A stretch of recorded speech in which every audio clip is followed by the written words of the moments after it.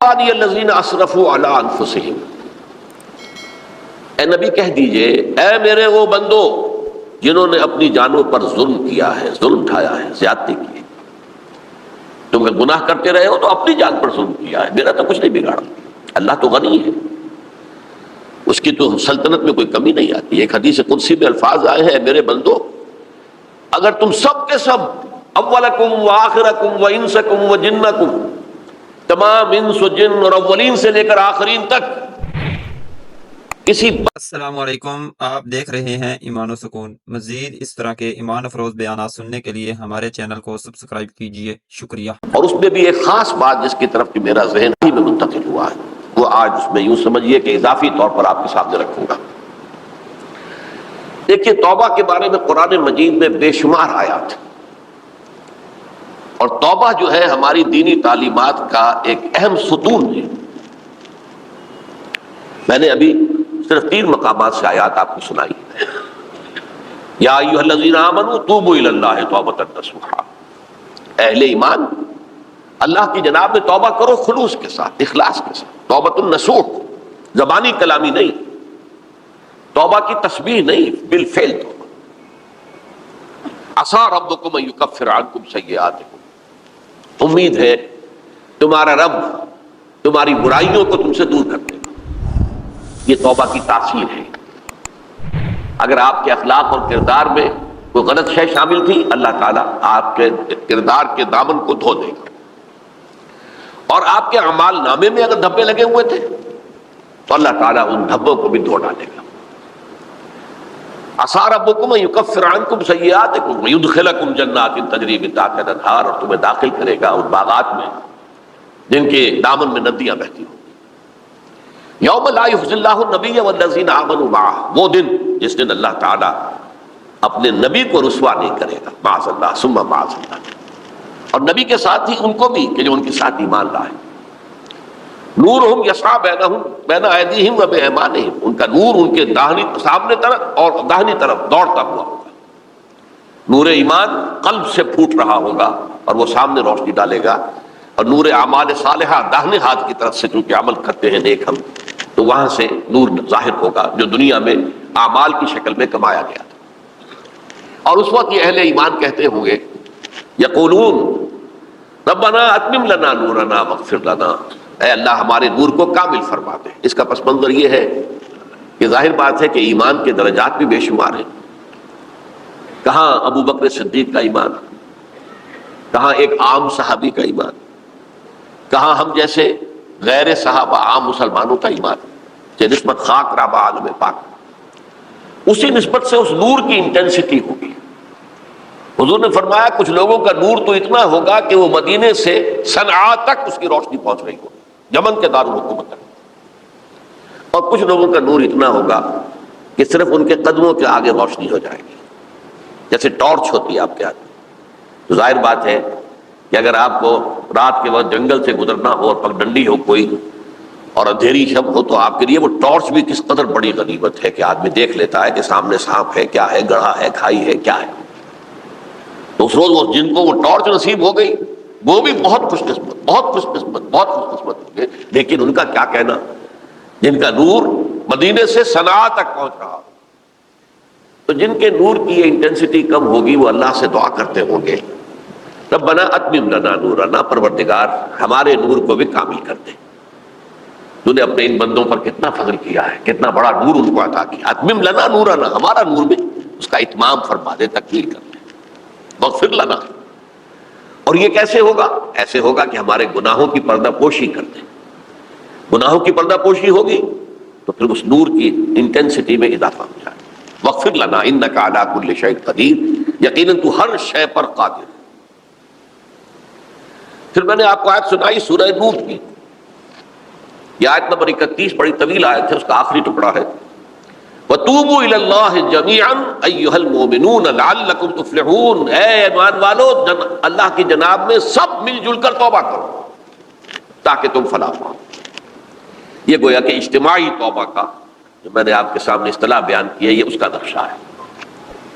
اور ایک اور آیت جو میں نے آپ کو سنائی سورہ زمر کی آیت نمبر 53، بعض لوگوں پر کچھ مایوسی طاری ہو جاتی ہے، ہم اتنے عرصے سے گناہ کرتے چلے آ رہے ہیں، کیسے معافی ہوگی، کیسے ممکن ہے، کیسے چھٹکارا ملے گا؟ ایسے لوگوں کے لیے، ان کے اطمینان کے لیے، ان کی دلجوئی کے لیے، ان کی تسلی کے لیے یہ آیت عظیم ترین آیات میں سے قرآن مجید کی۔ قل یا عبادی الذین اسرفوا علی انفسہم، اے نبی کہہ دیجئے اے میرے وہ بندو جنہوں نے اپنی جانوں پر ظلم کیا ہے، ظلم اٹھایا ہے، زیادتی کی ہے۔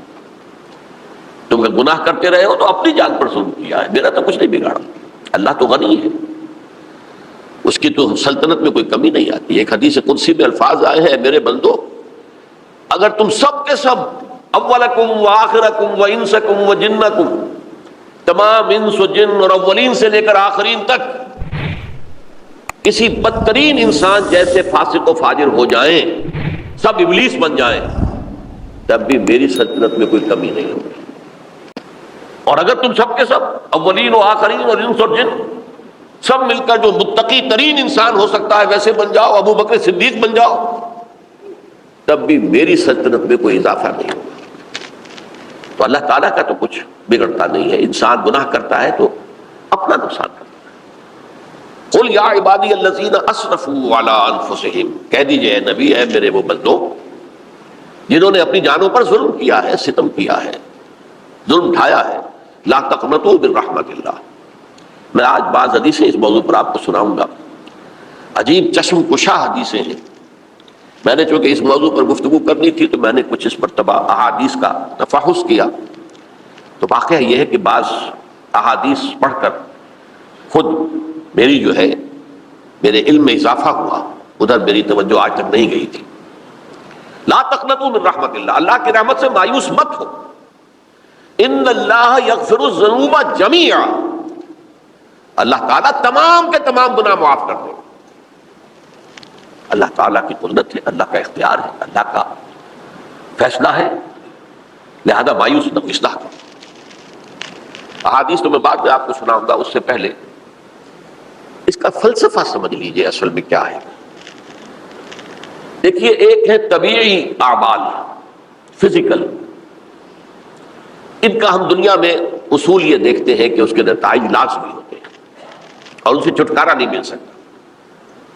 آپ نے سنکھیا کھایا ہے تو مریں گے، چائے کھانے کے بعد آپ نے خودکشی کا ارادہ کیا، سنکھیا کھا لیا، اب چاہے آپ پر ندامت ہو، پشیمانی ہو، پریشانی ہو، توبہ کریں، آپ کو بچنے کا کوئی سوال نہیں، مرنا ہی مرنا۔ اتنا یہ کہ اللہ تعالیٰ جو ہے اپنی معجزانہ کسی قدرت سے اس عمل کا جو طبعی نتیجہ ہے اس کو نکلنے سے روک دے۔ آگ کی فطرت ہے کہ وہ جلاتی ہے، اللہ کے حکم کے تحت حضرت ابراہیم کو اس نے نہیں جلایا، یا نار کونی بردن وسلام علی ابراہیم، لیکن یہ ہمیشہ نہیں ہوتا، یہ تو ایک دفعہ ہو گیا بس۔ اللہ جب چاہے اب بھی کر سکتا ہے، لیکن یہ روز روز نہیں ہوتا۔ روز روز جو بھی فزیکل لاز ہیں وہ چل رہے ہیں، اگر وہ نہ چلے تو کوئی سائنس پاسبل ہی نہ ہو، کوئی ٹیکنالوجی ممکن ہی نہ ہو۔ یہ تو ان فزیکل کیمیکل لاز جو ہے ان کا دوام ہے کہ جس کی وجہ سے یہ ساری سائنس اور ٹیکنالوجی اب کہاں سے کہاں پہنچ رہی ہے کہ عروج آدم خاکی سے انجم سے ہمیں جاتے ہیں کہ یہ ٹوٹا ہوا تارا کہیں وہی کا عمل نہ بن جائے۔ تو یہ توبہ جو ہے فزیکل اعمال میں مفید نہیں ہے، چاہے آپ پر یہ احساس میں کیا کر بیٹھا، کیا میں نے کیا، کیوں میں نے کھا لیا، یہ سب کیا، وہ تو اب اثر کرے گا۔ جو اخلاقی اعمال ہیں ان کا قانون یہ نہیں ہے، اخلاقی اعمال کے نتائج ختم ہو جاتے ہیں توبہ کے ساتھ۔ یہ ایک بہت بڑا قانون ہے، بہت بڑا قانون۔ ایسا نہیں ہے کہ کسی گناہ سے انسان کی فطرت میں کوئی ایسی مستقل کجی واقع ہو جائے کہ جس کی اصلاح کی کوئی صورت ہی نہ ہو، یہ نہیں ہے۔ بڑے سے بڑے گناہ، بڑے سے بڑے گناہ توبہ کرو، خلوص دل سے کرو، جو اس کے اصول ہیں، جو اس کے قواعد ہیں، جو اس کے ضوابط ہیں، جو اس کی شرائط ہیں، ان کو پورا کرو۔ تو بڑے سے بڑے اعمال، برے سے برے اعمال، میں حدیثیں آج آپ کو سناؤں گا، حیران کروں، کیونکہ عام طور پر یہی ہوتا ہے کہ مواعظ میں چونکہ لوگوں کو اصلاح کی ترغیب دلانی ہوتی ہے تو وہ جو انذار کا پہلو ہے اسے زیادہ نمایاں کیا جاتا ہے۔ اللہ کی طرف سے شدید ذو انتقام، اللہ انتقام دینے والا ہے، اللہ سزا دینے والا ہے۔ لیکن یہ دوسرا پہلو جو ہے وہ بھی اپنی جگہ پر بہت اہمیت کا حامل کہ طبیعی اعمال کے نتائج اور عواقب اور اخلاقی اعمال کے نتائج و عواقب یہ ایک جیسے نہیں. اب اس معاملے میں تاریخ مذاہب عالم میں جو بہت بڑی غلطی ہوئی تورات میں حضرت آدم اور حوا علیہ السلام سے جو غلطی اور خطا ہو گئی تھی، آپ اندازہ کیجئے کیا مقام اللہ نے عطا کیا تھا. سارے فرشتوں کو ان کے سامنے سجدہ کروا دیا تھا اور ایک ہی حکم تو دیا تھا نا کہ اس درخت کے قریب نہ جانا. اور تو ابھی کوئی شریعت نہیں تھی، کوئی لمبے چوڑے احکام نہیں تھے. کھاؤ جہاں سے چاہو، اس ایک درخت کے پیچھے پاس نہ جانا. فَلَا تَقْرَبَا هَٰذِهِ الشَّجَرَةَ فَتَكُونَا مِنَ الظَّالِمِينَ. اور وہی کام کر بیٹھے حضرت آدم اور حضرت حوا علیہ السلام. کتنا بڑا گناہ، کتنا بڑا گناہ، کتنا بڑا گناہ. لیکن قرآن نے وضاحت کر دی کہ آدم نے توبہ کی، اللہ نے معاف کر دیا. اللہ تعالیٰ سے کلمات سیکھے، ندامت دل میں پیدا ہو گئی حضرت آدم کو، لیکن الفاظ نہیں تھے. کن الفاظ میں اللہ سے معافی مانگوں، مجھ سے خطا ہو گئی، بہت بڑی غلطی ہو گئی.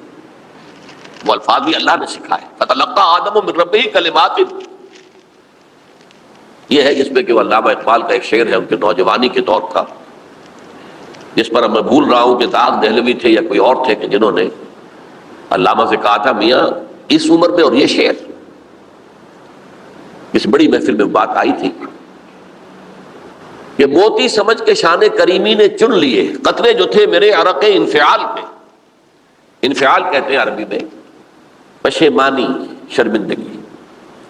اور عام طور پر جو کسی انسان پر پشیمانی اور شرمندگی طاری ہوتی ہے تو پیشانی جو ہے اس پر کچھ پسینہ سا آتا ہے.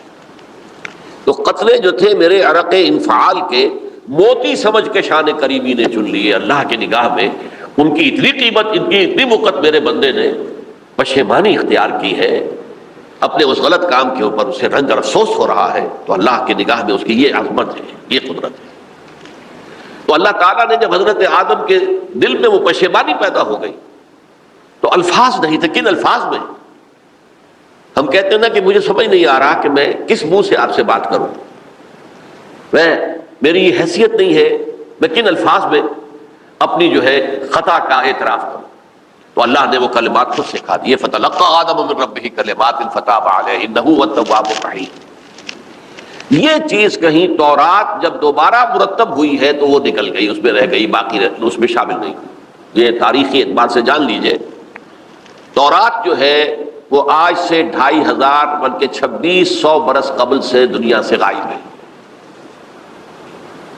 یہ تورات کا جو نسخہ تھا یروشلم میں 587 قبل مسیح میں جب نبوکدنضر نے، شاید آج کل آپ دیکھ رہے ہوں یہ عراق کی جنگ میں عراق کے جو خاص ڈویژنز ہیں عراقیوں کے، ریپبلکن گارڈز کے، ان میں سے ایک کا نام جو ہے وہ نبوکدنضر ڈویژن ہے، ایک کا حمورابی ڈویژن ہے. حمورابی جو ہے عراق کا بہت پرانا بادشاہ تھا اور تاریخ انسانی میں سب سے پہلا قانون اس نے مرتب کیا تھا. حمورابی یہ بہت پرانی تہذیب ہے، دنیا کی غالباً سب سے زیادہ اینشنٹ تہذیب جو ہے وہ عراق کی ہے. حضرت ابراہیم یہیں پیدا ہوئے شہر عور میں.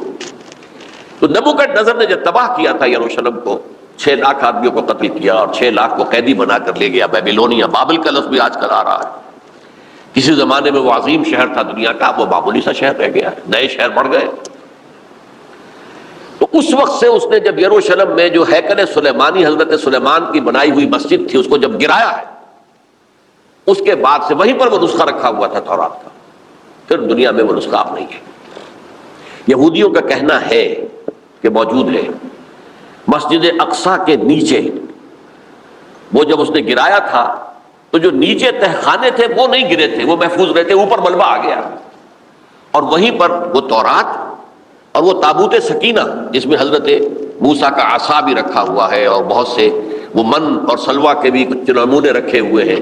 وہ تابوت سکینہ اس کا قرآن مجید میں سورہ بقرہ میں ذکر ہے، وہ بھی موجود ہے. اور جو ربائی وہاں اس وقت تھے ان کے علماء، ان کی لاشیں بھی وہاں پڑی ہوئی ہیں. وہ جب ہم کھدائی کریں گے تو دنیا میں سامنے آ جائے گی. لیکن بہرحال اس وقت جو مجھے کہنا تھا وہ یہ کہ چونکہ اصل تورات اس وقت گم ہو گئی 150 سال کے بعد اسے پھر یادداشتوں سے کچھ مرتب کیا گیا تو اس میں غلطیاں پیدا ہو گئی. اب انسانی یادداشت کا معاملہ آ گیا نا. انہی میں سے ایک بڑی غلطی یہ ہوئی، اومیشن یہ ہوئی کہ حضرت آدم نے جو توبہ کی اور اللہ نے قبول فرما لیا، اس کا ذکر اس میں نہیں ہے. اس سے نتیجہ عیسائیوں نے کیا اختیار کیا کہ وہ اوریجنل سن کہتے ہیں اسے، وہ جو ابتدائی گناہ تھا عظیم، جو ہمارے جد امجد آدم سے سرزد ہوا تھا، اس گناہ کا اثر جو بھی بچہ نسل آدم میں پیدا ہوتا ہے وہ لے کر آتا. یہ زمین و آسمان کا فرق ہے. اسلام کے نزدیک ہر بچہ جو پیدا ہوتا ہے وہ معصوم ہے، بلکہ مسلم ہے. کل مولود یولد علی الفطرہ، جو بھی بچہ پیدا ہوتا ہے وہ فطرت اسلام پر پیدا ہوتا ہے. فَأَبَوَاهُ يُهَوِّدَانِهِ أَوْ يُمَجِّسَانِهِ أَوْ يُنَصِّرَانِهِ، یہ تو والدین ہیں اس کے جو اسے مجوسی یا عیسائی یا یہودی بنا لیتے ہیں، ورنہ وہ تو مسلمان ہوتا ہے، فطرت کی کلین سلیٹ لے کر آتا ہے. عیسائیت کہتی ہے ہر انسان جو پیدا ہوتا ہے بنیادی طور پر گناہگار ہے، اپنے جد امجد کے گناہ کا بوجھ لے کر آ رہا ہے. اب اس کا علاج انہوں نے پھر کیا تجویز کیا، یہ ہے کہ ایک غلطی پر دوسری غلطی اور دوسری پر تیسری غلطی. خشت اول چونہد بیمار کج، تاثریہ بھی رود دیوار کج. اب اللہ نے جب دیکھا اب تو ہر بندہ جو ہے آدم کی اولاد کا بنیادی طور پر پیدائشی طور پر گناہگار ہے، تو اب کیا کیا جائے؟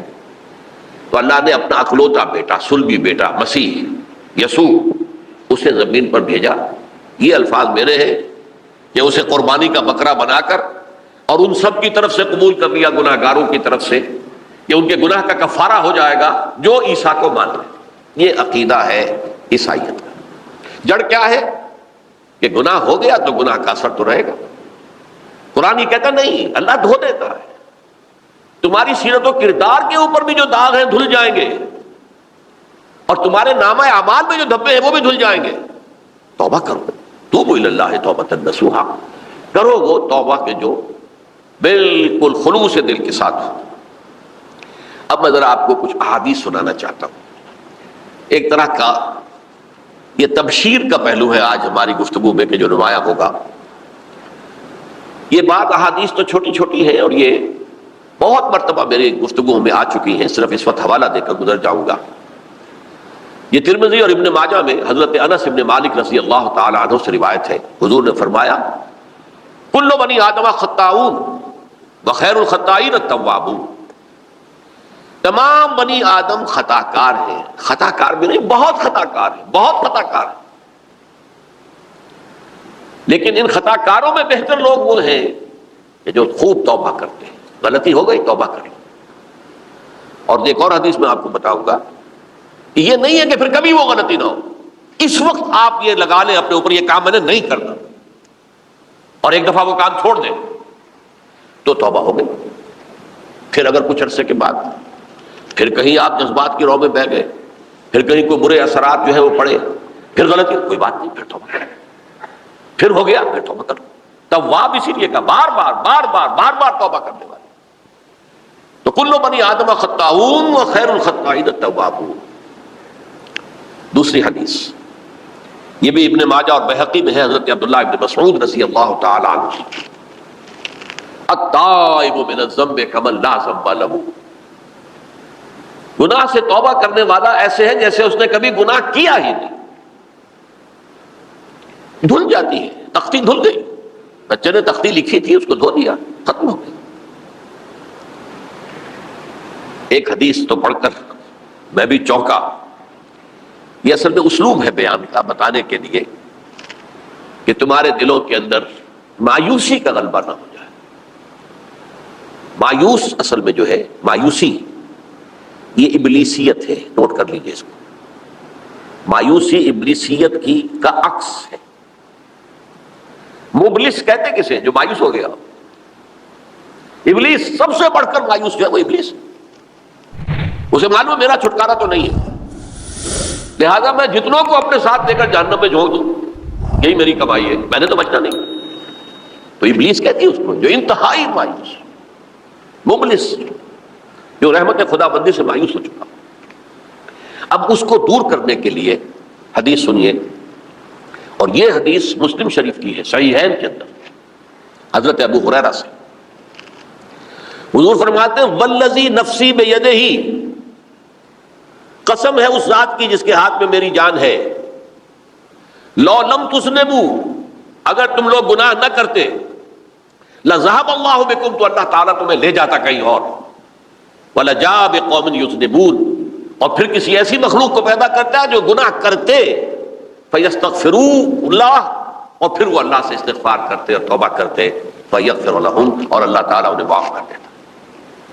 تو میں نے عرض کیا کہ یہ بعض چیزیں ہوتی ہیں کہ جن کا واقع سے کوئی تعلق نہیں ہوتا، لیکن ایک زور بیان کے لیے، ایک بات کو ایمفیسائز کرنے کے لیے، جیسے قرآن مجید میں آتا ہے، اے نبی کہہ دو ان کان للرحمن ولد فانا اول العابدین، اگر اللہ کا کوئی بیٹا ہو تو میں سب سے پہلے میں اس کو پوجوں گا، جب میں اللہ کو پوجتا ہوں تو اللہ کا اگر کوئی بیٹا ہوتا تو کیا میں اسے نہ پوچھتا؟ لیکن نہیں ہے۔ اب یہ نہیں ہے، نفی کے لیے زور دیا کہ اگر اللہ کا کوئی بیٹا ہوتا، لو کان للرحمن ولد فانا اول العابدین۔ اسی طرح یہ ہے کہ اگر انسان گناہ نہ کرتے اور گناہ کے بعد توبہ کر کے اللہ تعالیٰ کی شان غفاری کا ظہور نہ ہوتا، یہ بھی ایک عجیب فلسفے کی بات ہے، اللہ نے یہ کائنات کیوں پیدا کی؟ قرآن مجید میں اس کو براہ راست ایڈریس نہیں کیا گیا اس مسئلے کو، میرے علم کی حد تک، ہو سکتا ہے کہیں بہت خفی انداز میں ہو اور ابھی تک میری نگاہ سے بھی جو ہے وہ چھپا رہ گیا، ہو سکتا ہے قرآن مجید کے غامض نکات ایسے ہو سکتے ہیں۔ کوئی شخص، میں تو کہتا ہوں کہ اگر کوئی شخص کہتا ہے، میرے بارے میں ایک عالم دین نے کہہ دیا تھا کہ اسے قرآن پر بڑا عبور حاصل ہے، تو میں نے انہیں پیغام پہنچایا، جن صاحب نے مجھے ان کا یہ جملہ سنایا تھا کہ آپ نے قرآن کی توہین کی ہے، قرآن پر عبور کسی انسان کو نہیں ہو سکتا۔ عبور کا مفہوم کیا ہے؟ دریا کے دو کنارے ہیں، آپ اس کنارے سے اس کنارے چلے گئے تو آپ نے عبور کیا دریا، قرآن کے کنارے ہیں ہی نہیں، لا پیدا کنار۔ لہذا یہ کہہ دینا کسی کے بارے میں کہ قرآن مجید، اب انہوں نے تو ایک طرح سے میری تعریف کی تھی، میرے ایک ساتھی سے جملہ کہا تھا، ان کے وہ عزیز تھے، تو گویا کہ وہ جو میری تنظیم میں تھے ان کو خوش کرنے کے لیے کہہ دیا ہو یا جو بھی ہو، ان کے دلی جذبات ہو سکتا ہے کہ میں نے کہا انہیں یہ میرا پیغام پہنچا دیجیے، آپ نے قرآن کی توہین کی ہے، قرآن پر عبور کسے ہو سکتا ہے؟ نہ معلوم کتنے مقامات ہیں کہ جہاں امام راضی بھی کھڑے ہوئے ایسے نظر آتے ہیں، دہشت زدہ، اعلم ان ھذا المقام مقام غامض مہیب عمیق، ہوشیار کے رہ مردم تیغست قدم رہا، ہوشیار ہو جاؤ، یہ بڑا خطرناک مقام ہے، بہت مشکل مقام ہے، اس کے تہ تک پہنچنا کسی کے لیے ممکن نہیں ہے۔ سورہ حدید کی آیت هو الاول والآخر والظاہر والباطن پر یہ الفاظ ہیں جو امام راضی نے لکھے۔ تو اس لیے میں آپ سے عرض کر رہا ہوں کہ یہ کہنے کا انداز ہے، والذی نفسی بیدہ لو لم تذنبوا، اس ہستی کی قسم جس کے ہاتھ میں میری جان ہے، اگر تم گناہ نہ کرتے، تو میں عرض کر رہا تھا تو اللہ کی شان غفاری کیسے ظاہر ہوتی؟ اللہ نے کائنات کیوں پیدا کی؟ کنت کنزا مخفیا فاحببت ان اعرف فخلقت الخلق۔ محدثین کرام اگرچہ اس حدیث کی سند کو پختہ نہیں مانتے، لیکن اکثر مفسرین نے اس کو تسلیم کیا ہے، علامہ آلوسی نے تسلیم کیا کہ میں ایک چھپے ہوئے خزانے کے مانند تھا۔ اب خزانہ کہیں پڑا ہے، اس کا کیا حاصل کیا ہے؟ وہ تو کہیں کھلے، کسی کے پاس جائے، کوئی اسے فائدہ اٹھائے تب تو کوئی فائدہ ہوا۔ تو کن تو کنزا مخفیا، میرے اندر طاقت تھی، قوت تھی، خلاقی تھی، میری شانیں ساری میرے اندر ہی اندر تھی نا۔ کن تو کنزا مخفیا فاحببت ان اعرف، تو میں نے یہ چاہا کہ مجھے پہچانا جائے، فخلقت الخلق، تو میں نے خلق کی تخلیق کی ہے، اب مجھے پہچانو اس کائنات کے ذریعے سے، یہ میری تخلیق ہے، آؤ دیکھو۔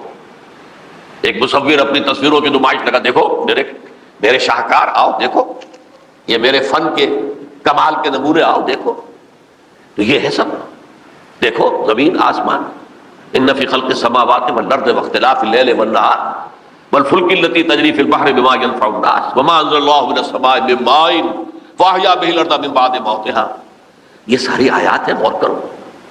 اور اسی لیے انسان کو پیدا کیا جس میں یہ فیکلٹی آف اپریسیشن، اللہ کے حسن و جمال و کمال کو پہچاننے کی صلاحیت ہے، ورنہ ظاہر بات ہے کہ یہ جمادات کیا پہچانیں گے اللہ کو، پہاڑ کیا پہچانے گا اللہ کو؟ اللہ کو پہچاننے کی صلاحیت انسان میں ہے۔ تو یہ چونکہ ایک فلسفہ ہے باقاعدہ کہ اللہ نے تعالیٰ، اسی سے میں کہہ رہا ہوں اگر گناہ نہ ہوتا اور پھر توبہ نہ ہوتی اور میں اس کو معاف نہ کرتا تو میری شان غفاری کا ظہور کیسے ہوتا؟ میری شان ہے نا، غفار بھی ہوں، ستار بھی ہوں، اس کا ظہور کیسے ہوتا؟ تو والذی نفسی بیدہ لو لم تذنبوا لذهب اللہ بکم ولجاء بقوم یذنبون فیستغفروا اللہ فیغفر لهم. اگر تم لوگ گناہ نہ کرتے تو اللہ تمہیں ختم کر کے کوئی اور ایسی مخلوق پیدا کرتا کہ جو گناہ کرے اور پھر وہ توبہ کرے اور اللہ اسے معاف کرے. اسی سے ملتی جلتی ایک حدیث ہے، یہ امام احمد اور امام بہقی لائے ہیں اور اس کے راوی حضرت علی ہے رضی اللہ تعالی عنہ. ان اللہ یحب العبد المؤمن المفتن التواب. اللہ تعالیٰ کو بہت محبت ہے، یحب. اب دیکھیے ایک طرف وہ آیات ذہن میں لائیے، اللہ تعالیٰ کن سے محبت کرتا ہے؟ واللہ یحب المحسنین. یا وہ لوگ ان اللہ یحب الذین یقاتلون فی سبیلہ صفا کانہم بنیان مرصوص. اللہ محبت کرتا ہے اپنے ان بندوں سے جو اس کی راہ میں جنگ کرتے ہیں صفے باندھ کر، گویا سیسا پلائی ہوئی دیوار ہے. یہ ہے مثبت کام، نیک کام، محسنین، اللہ کی راہ میں قتال کرنے والے. یہاں اس کے برعکس کہا جا رہا ہے ان اللہ یحب، اللہ تعالیٰ محبت کرتا ہے اپنے اس بندے سے العبد المؤمن، جو مومن ہو. اس کی ایک اور بڑی پیاری حدیث آئے گی، المفتن التواب، جو بہت فتنوں میں مبتلا ہو جاتا ہو اور پھر بہت توبہ کرتا ہو. مفتن التواب، لیکن ساتھ ہی پلٹتا ہو، رجوع کرتا ہو، پھر اللہ کے حضور میں حاضر ہوتا ہو، پھر معافی مانگتا ہو. اللہ تعالیٰ کو اپنا ایسا بندہ بہت پسند ہے. اب میں کچھ اور حدیثیں آپ کو سنا رہا ہوں. توبہ کا دروازہ دو اعتبارات سے کہا گیا ہے کہ ایک وقت آنے پر بند ہو جاتا ہے. ایک حدیث کے تو الفاظ میں نوٹ کر کے نہیں لایا ہوں کہ اللہ تعالیٰ نے توبہ کا ایک دروازہ اتنا چوڑا کھلا رکھا ہوا ہے کہ جس کو عبور کرنا جو ہے وہ سال ہر سال میں ممکن ہو، اور یہ بند نہیں ہوتا جب تک کہ سورج مغرب سے طلوع نہ ہو جائے. یہ قیامت کی جو آخری، قریب قیامت کی جو آخری نشانیاں ہیں ان میں سے وہی حدیث میں آپ کو سنا رہا ہوں. عن ابی ہریرہ رضی اللہ تعالی عنہ، اور یہ مسلم شریف کی روایت ہے، من تاب قبل ان تطلع الشمس من مغربها تاب اللہ علیہ. سورج کے مغرب سے طلوع ہونے سے قبل تک جو لوگ توبہ کریں گے اللہ تعالیٰ ان کی توبہ قبول کر لے گا. البتہ جب وہ قیامت کی وہ نشانی ظاہر ہو جائے کہ سورج مغرب سے طلوع ہو رہا ہے، اب دروازہ توبہ کا بند ہے. اب اس کے بعد اگر توبہ کوئی کرتا ہے تو اللہ تعالیٰ اس کی توبہ کو قبول نہیں کرے گا. یہ تو اجتماعی سطح پر ہوئی. انفرادی سطح پر عن عبداللہ ابن عمر رضی اللہ تعالی عنہما عن النبی صلی اللہ علیہ وسلم قال ان اللہ عز وجل یقبل توبۃ العبد ما لم یغرغر. یہ ترمذی میں ہے حضرت عبداللہ ابن عمر رضی اللہ تعالی عنہما سے کہ اللہ تعالیٰ اپنے بندے کی توبہ قبول کرتا ہے جب تک کہ وہ جسے ہم کہتے ہیں گھنگرو نہ بولنے لگے حلق کے اندر، جبکہ نزع، عالم نزع ہو اور جان جو ہے وہ آتا پھر یہاں اٹکتی ہے، تو اس وقت تک دروازہ کھلا ہے توبہ کا. لیکن جب یہ شکل ہو گئی تو دروازہ بند. یہ انفرادی سطح پر ہو گیا. جب آپ کے موت کے آثار اتنے واضح ہو گئے کہ اب جا رہے ہیں، اب توبہ کریں گے تو توبہ قبول نہیں ہوگی. اجتماعی سطح پر جب قیامت جو ہے اس کی وہ گھڑی آ گئی کہ سورج مغرب سے طلوع ہو گیا، اب توبہ کا دروازہ بند. ایک اور حدیث ہے جو میں نے بہت مرتبہ اس کا ترجمہ تو آپ کو بہت دفعہ سنایا ہے، آج میں چاہتا ہوں اس کو پورے متن کے ساتھ آپ کے سامنے رکھوں. یہ حضرت انس بن مالک رضی اللہ تعالیٰ عنہ سے مروی روایت ہے جو حضور کے خادم خاص تھے، اور یہ متفق علیہ بھی ہے، یعنی بخاری میں بھی ہے، مسلم میں بھی ہے، لیکن تھوڑا سا فرق ہے الفاظ کا.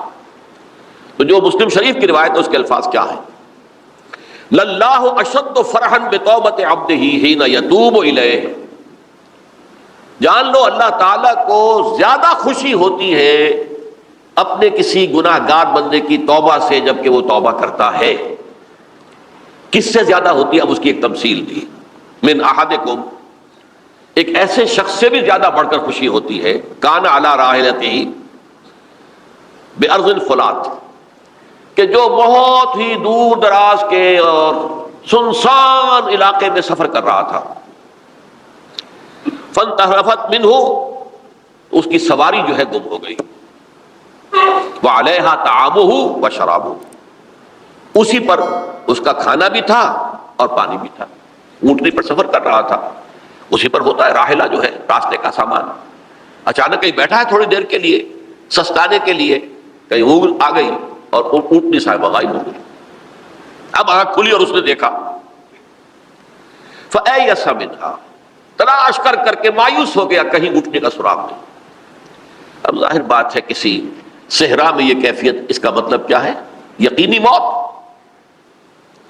فَأَتَىٰ شَجَرَةً فَاسْتَجَعَ فِي ظِلِّهَا وَقَدْ أَيَسَ مِنْ رَاحِلَتِهِ، تو وہ ایک درخت کے نیچے اس کے سائے میں آ کے لیٹ گیا، گویا کہ موت کی امید میں.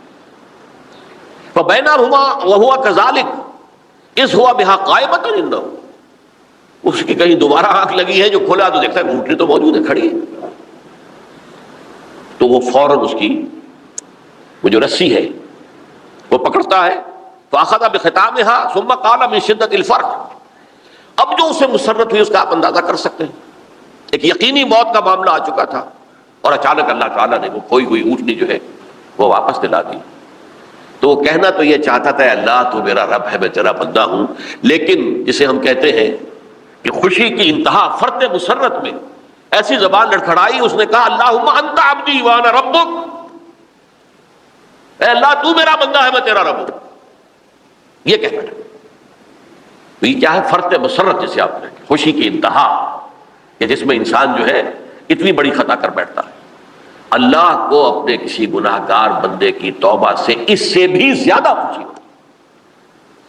اب ظاہر بات ہے کہ تماثیل کس لیے ہیں؟ بعض لطائف، بعض حقائق اتنے لطیف ہوتے ہیں کہ ان کو بیان نہیں کیا جا سکتا بتمام و کمال، تو مثالوں کا سہارا لیتے ہیں. اللہ کو کتنی خوشی ہوتی کیا سمجھیں گے؟ لہذا یہ مثال تو سمجھ میں آ گئی نا، کہ ایک لقودق صحرا میں انسان سفر کر رہا تھا، ایک ہی اونٹنی ہے، اسی پر اس کا پانی ہے، اسی پر اس کا کھانا ہے. کہیں ٹھہرا ہے تھوڑی دیر کے لیے، اونٹنی غائب ہو گئی. اور اس کے بعد تلاش کر کے شمال مغرب جنوب ہر طرح دیکھ لیا، اب تک کہیں اونٹنی کا سراغ نہیں. اب موت کے انتظار میں لیٹ گیا کہ اچانک دیکھتا ہے کہ اونٹنی موجود ہے. تو وہ اس شدت فرح میں یہ کہہ بیٹھتا ہے اللہم انت رب انت عبدی وانا ربک انا للہ و انا الیہ راجعون.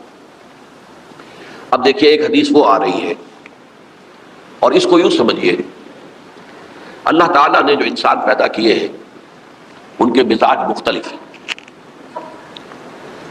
ان میں کچھ لوگ ہوتے ہیں جو قوی ہوتے ہیں ارادے کے، جو فیصلہ کر لیا ڈٹ گئے. کچھ لوگوں میں وہ قوت ارادی اتنی مضبوط نہیں ہوتی، وہ ادھر ادھر سوچتے رہتے ہیں. کچھ لوگ جسمانی طور پر بہت توانا ہوتے ہیں، کچھ لوگ جسمانی طور پر پیدائشی طور پر کمزور ہوتے ہیں. تو اگر کوئی قوت ارادی کمزور رکھنے والا شخص ہے، وہ بھی تو اللہ کی تخلیق ہے، اللہ کا بندہ ہے، خطاؤں کا ظہور ہو جاتا، توبہ کرتا ہے، پھر کچھ عرصے کے بعد پھر خطا کا ظہور ہو جاتا، پھر توبہ کرتا.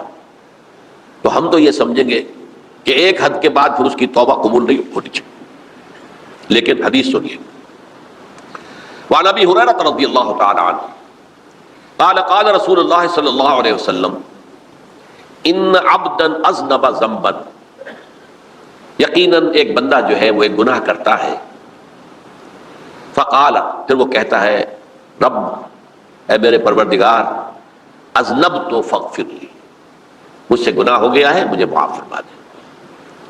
فقال ربہ، تو پروردگار یہ کہتا ہے اعلم عبدی ان لہ ربا یغفر الذنب ویاخذ بہ، میرا یہ بندہ یہ جانتا ہے کہ اس کا ایک رب ہے جو گناہ معاف بھی کر سکتا ہے اور سزا دے بھی سکتا ہے.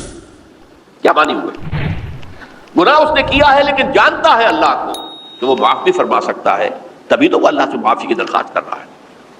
اس کے اس جاننے کی بنیاد پر، اس کے اس علم کی بنیاد پر، اس کے اس ایمان کی بنیاد پر فرمایا غفرت لعبدی، میں نے اپنے بندے کو معاف کر دیا.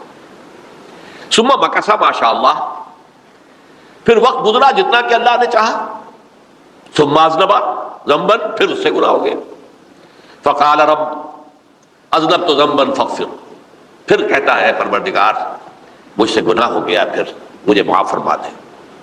فقال ربہ، اللہ فرماتا ہے عالم عبدی ان لہ ربا یغفر الذنب ویاخذ بہ، میرا بندہ ہے نا جو جانتا ہے کہ اس کا ایک رب ہے، ایمان باللہ اس کے اندر ہے، تبھی تو پکار رہا ہے، اور یہ بھی جانتا ہے کہ وہ گناہ معاف بھی کر سکتا ہے اور چاہے تو پکڑ بھی سکتا ہے، سزا بھی دے سکتا ہے۔ تو فرمایا، اللہ تعالیٰ فرماتے ہیں میں نے فرمایا میں نے معاف کر دیا۔ ثم مکث ما شاء اللہ، پھر ایک عرصہ گزرا اس کے بعد، ثم اذنب ذنبا، پھر اس نے گناہ کیا۔ قال رب اذنبت ذنبا آخر، اس نے کہا پروردگار میں نے تو پھر ایک اور گناہ کر دیا، فاغفر لی، مجھے بخش دے۔ فقال اعلم عبدی ان له ربا یغفر الذنب ویاخذ بہ، میرا بندہ جانتا ہے نا کہ اس کا ایک رب ہے جسے وہ پکار رہا ہے، اور وہ جانتا ہے کہ اسے اختیار حاصل ہے کہ چاہے تو بخش دے اور چاہے تو پکڑ لے۔ اس کے اس علم، اس ایمان کی بنیاد پر میں نے اسے معاف کر دیا۔ ایک اور حدیث، میں نے چونکہ اس گفتگو کے لیے ان احادیث کا تفحص کیا ہے، یہ تو بہت ہیں حدیثیں، میں نے ان میں سے کچھ چنی ہیں۔ ہمارے بعض واعظ ناصح وہ بھی کسی شخص کو روکتے رہے، برائیوں سے روکتے رہے، نہیں رکتا، تو کہیں غصے میں آ کے اللہ تجھے کبھی معاف نہیں کرے گا۔ یہ کتنا بڑا جرم ہے، اس کا اندازہ کیجئے اس حدیث سے۔ تو میرے بندے کو میری رحمت سے مایوس کر رہے ہیں، کتنا بڑا جرم ہے اس کا اندازہ کیجئے۔ یہ مسلم شریف کی روایت ہے، عن جندب، حضرت جندب رضی اللہ تعالی عنہ سے، ان رسول اللہ صلی اللہ علیہ وسلم حدث، کہ اللہ کے رسول صلی اللہ علیہ وسلم نے ایک واقعہ بیان کیا، ان رجلا قال، کہ ایک شخص نے یہ کہا، واللہ لا یغفر اللہ لفلان، کہ خدا کی قسم اللہ تعالیٰ فلاں شخص کو کبھی معاف نہیں کرے گا۔ وَأَنَّ اللَّهَ تَعَالَى قال، اس پر اللہ تعالیٰ نے یہ فرمایا، مَنْ ذَا الَّذِي يَتَعَالَىٰ عَلَيَّ، یہ کون ہے جو میرے اوپر حکومت کرنے والا آ گیا، جو میری طرف سے حکم لگا رہا کہ میں کبھی معاف نہیں کروں گا۔ مَنْ ذَا الَّذِي، کون ہے وہ شخص، الَّذِي يَتَعَالَىٰ عَلَيَّ أَنِّي لَا أَغْفِرُ لِفُلَانٍ، کہ میں فلاں شخص کو کبھی معاف نہیں کروں گا، قد غفرت لفلان، اس کو تو میں نے معاف کر دیا، وَأَحْبَطْتُ عَمَلَهُ، اس شخص کے تمام اعمال میں نے ضائع کر دیے کہ تم نے میرے بندے کو مایوس کیا۔ یہ ہے جرم کی انتہا۔ تو توبہ کی دعوت دیتے رہو، توبہ کے لیے لوگوں کو آمادہ کرتے رہو، توبہ جو ہے اس کے لیے ترغیب دیتے رہو، اللہ تعالیٰ معاف فرمانے والا۔ اب آخری حدیث سنا رہا ہوں، یہ تو بہت ہی عجیب حدیث ہے اور متفق علیہ، یہ بخاری اور مسلم دونوں میں۔ حضرت ابو سعید الخدری رضی اللہ تعالی عنہ جو ہے وہ اس کے راوی ہیں۔ حضور نے فرمایا، کانا فی من کانا قبلکم رجل قتل 99 نفسا، تم سے پہلے جو امت تھی بنی اسرائیل، گویا کہ ان کا ذکر ہے، اس میں ایک آدمی ایسا تھا جس نے 99 قتل کیے تھے۔ اب آپ اندازہ کیجئے کتنا بڑا گناہ کبیرہ ہے قتل۔ قرآن مجید میں آتا ہے فَكَأَنَّمَا قَتَلَ النَّاسَ جَمِيعًا، اگر ایک انسان کو بھی ناحق قتل کر دیا گیا تو یہ ایسی ہے گویا کہ اس نے پوری نوع انسانی کو قتل کر دیا، اس نے 99 قتل کیے۔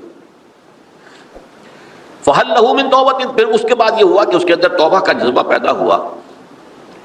فَسَأَلَ عَنْ أَعْلَمِ أَهْلِ الْأَرْضِ، تو اس نے پھر سوال کیا، لوگوں سے پوچھا کہ زمین میں رہنے والوں میں کون سب سے بڑا عالم ہے۔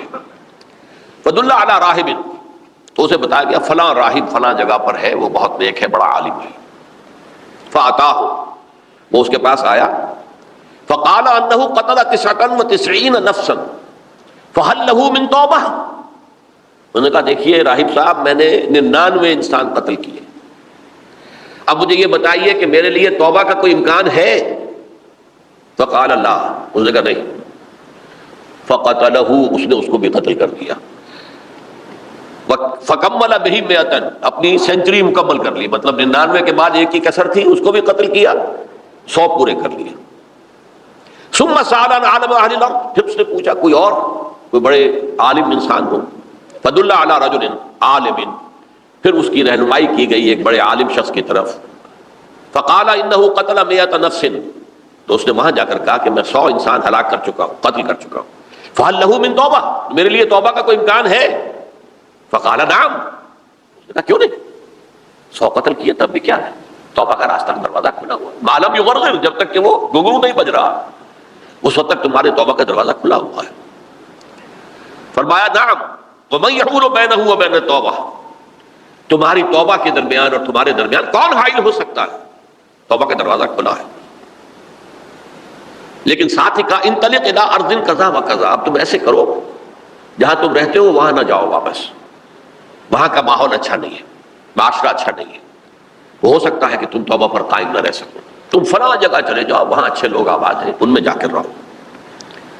فإن بها اناس یعبدون اللہ تعالی، وہاں ایسے لوگ آباد ہیں جو اللہ کی بندگی کرتے ہیں، فاعبد اللہ معہم، تو تم ان کے ساتھ مل کر اللہ کی بندگی اور پرستش کرو، ولا ترجع الی ارضک، اپنی زمین کی طرف اپنے وطن میں واپس بن جاؤ، فإنها ارض سوء، وہ بری جگہ ہے، فانطلقا، تو وہ چل پڑا، ہجرت کر رہا ہے، اس جگہ جا رہا ہے جہاں کا راہب نے بتایا تھا، حتی اذا نصف الطریق، جب آدھا راستہ اس نے پورا کر لیا، اتاہ الموت، موت آ گئی، فاختصمت فیہ ملائکۃ الرحمت و ملائکۃ العذاب، اب وہ جہنم کے فرشتے بھی آ گئے اس کی جان قبض کرنے کو اور جنت کے بھی آ گئے۔ فقالت ملائکۃ الرحمہ، رحمت والے جو فرشتے ہیں جنت والے، انہوں نے کہا جا تائبا مقبلا بقلبہ اللہ تعالی، یہ شخص توبہ کر کے اللہ تعالیٰ کی طرف ہجرت کر رہا تھا، اس لیے اس کی نیت کی بنیاد پر اب یہ جنتی ہے، لہذا اس کی روح ہم قبض کریں گے۔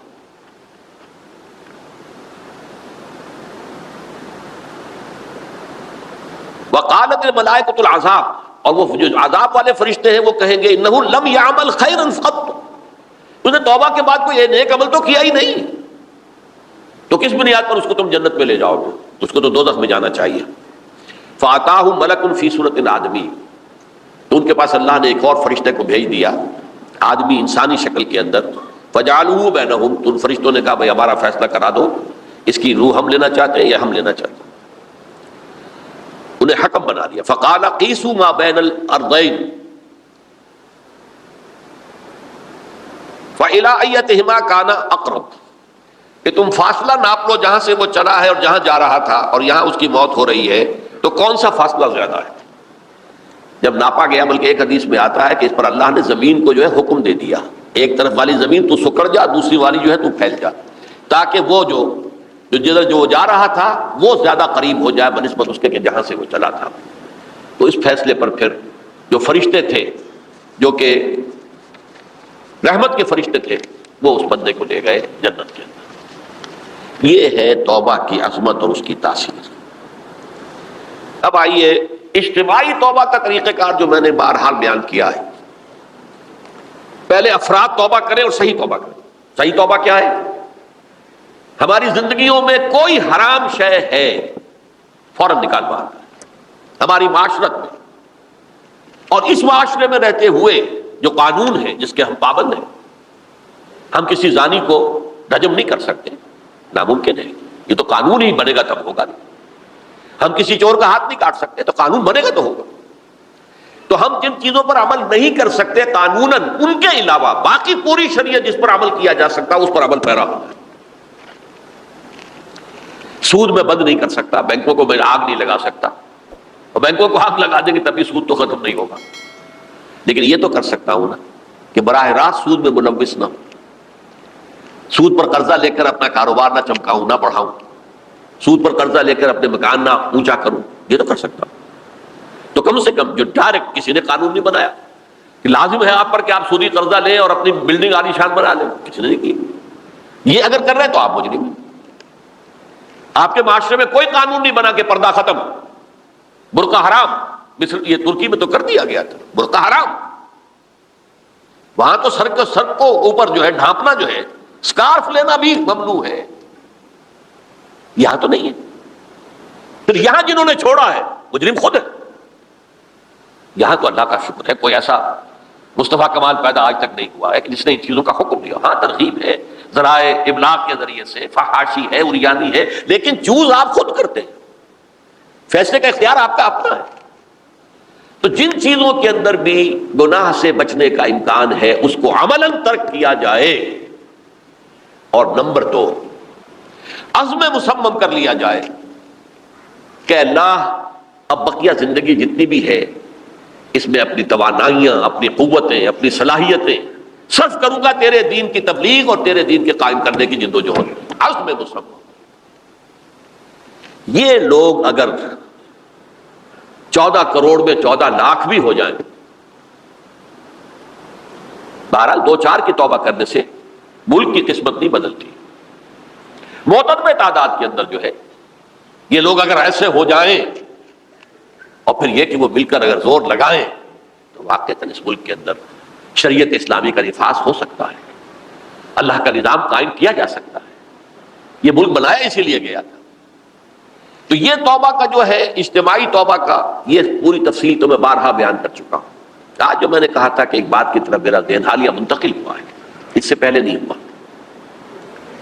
یہ توبہ کرنے والے لوگ جب تک 14 لاکھ نہیں ہیں، 1400 ہی ہوں، لیکن یہ اگر دعا کریں گے اللہ تعالیٰ کے خلوص کے ساتھ تو ان کی دعا قبول ہوگی۔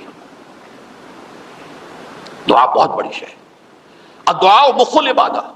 ٹھیک ہے، بڑا لمبا راستہ لگتا ہے یہ کہ 14 لاکھ انسان توبہ کرے، یا 2 لاکھ یا 3 لاکھ انسان توبہ کرے، صحیح معنی میں توبہ کرے، اور پھر وہ جمع ہو، ایک طاقت بنے، تن من دھن لگانے کے لیے، جانے دینے کے لیے تیار ہو جائیں۔ تو لگتا ہے یہ کہ کافی لمبا ہے، کہ دراز و دور دیدم رہو رسم پارسائی، یہ تو بڑا لمبا راستہ ہے۔ اسی سے لوگ کہتے ہیں کہ پھر کیا حل ہوا؟ یہ تو حل جو ہے تو کوئی عملی حل تو نہیں ہوا۔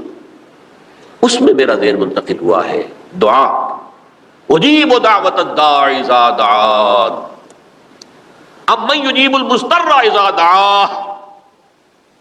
بھلا وہ کون ہے جو کسی مضطر کسے کہتے ہیں؟ ایک شخص نہایت پریشان حال ہو گیا ہو، نہایت پریشان حال، اور میں اللہ کو پکارے، پروردگار تو میری دستگیری فرما۔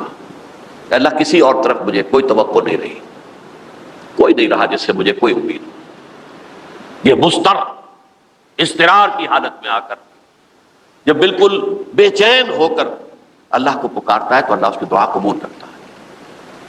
اور دعا کی حد یہاں تک بھی آتے ہیں الفاظ کہ لا یرد البلاء قضاء الا بالدعاء۔ تقدیر الہی کو بھی اس لیے 2 حصوں میں تقسیم کیا گیا، تقدیر مبرم، ایک تو اللہ کا وہ فیصلہ ہے جو ٹل نہیں سکتا کسی صورت میں، ایک تقدیر معلق ہوتی ہے تو صحیح اللہ کا فیصلہ لیکن اس میں تبدیلی ہو سکتی ہے۔ یہ جو تقدیر معلق ہوتی ہے اس میں دعا انتہائی مؤثر شے ہے۔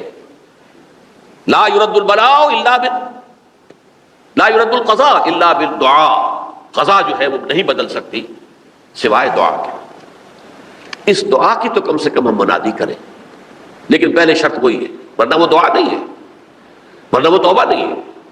توبہ صحیح ہو، حرام سے اپنے وجود کو، اپنے گھر کو پاک کریں، اس کے بغیر کچھ نہیں۔ اس کے بغیر تو جیسے کہ کہا گیا سورہ مائدہ میں، قل یا اہل الکتاب لستم علی شیء حتی تقیموا التوراۃ والانجیل، اے نبی ان سے کہہ دیجئے اے اہل کتاب تمہاری کوئی حیثیت اللہ کی نگاہوں میں نہیں ہے، تمہاری کوئی دعا اللہ کے ہاں قابل پذیرائی نہیں ہے جب تک کہ تم تورات اور انجیل کو قائم نہیں کرتے۔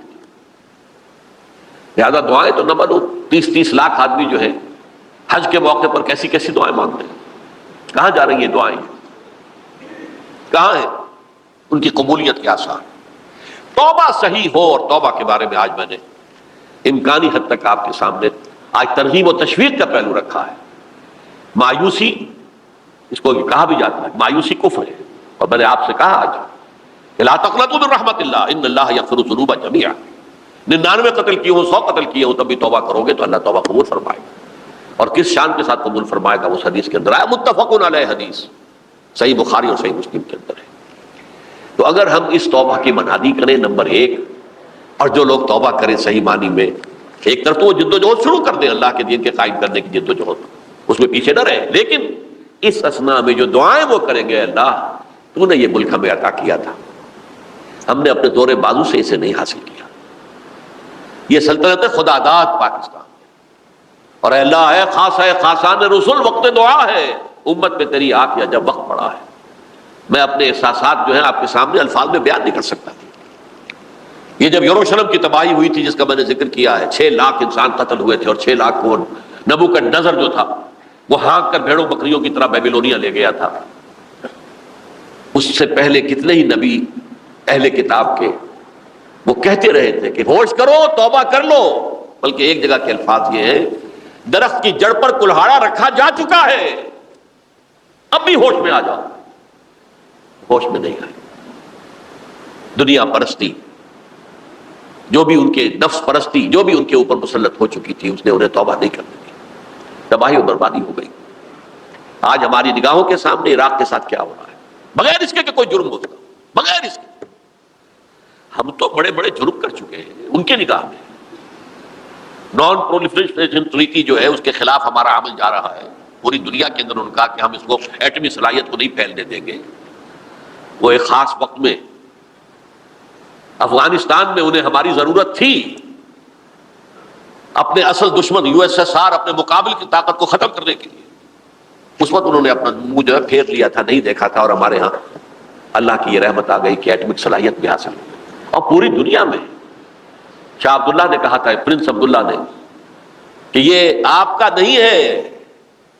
یہ جو نواز شریف صاحب سے جب اس کا ہم نے دھماکہ کیا ہے، یہ بم آپ کا نہیں ہے، یہ پوری امت مسلمہ کا بم ہے. کیسے یہ برداشت کر سکتے ہیں یہودی اور یہودیوں کے اعلی کار عیسائی، خاص طور پر Protestants, west white Anglo Saxon Protestants. تو سمجھ لیجئے کہ پاکستان کی جڑوں پر بھی تیشہ رکھا جا چکا. یہ میرے احساسات کی اس سے کم میں تعبیر ہو نہیں سکتی. لیکن اب بھی امکان ہے، اب بھی امکان ہے، اب بھی امکان ہے. توبہ کرو، توبہ کراؤ، مل جل کر طاقت بنو. کوشش کرو کہ یہاں اسلام کا نظام آ جائے. اور اس اسنا میں بھی دعا کرو اللہ تعالیٰ سے کہ اللہ ہمیں مہلت عطا فرما دے، ہمیں کچھ اور مہلت عطا فرما دے. اے اللہ ہمیں کچھ اور مہلت عطا فرما دے. السلام علیکم، آپ دیکھ رہے ہیں ایمان و سکون. مزید اس طرح کے ایمان افروز بیانات سننے کے لیے ہمارے چینل کو سبسکرائب کیجیے. شکریہ.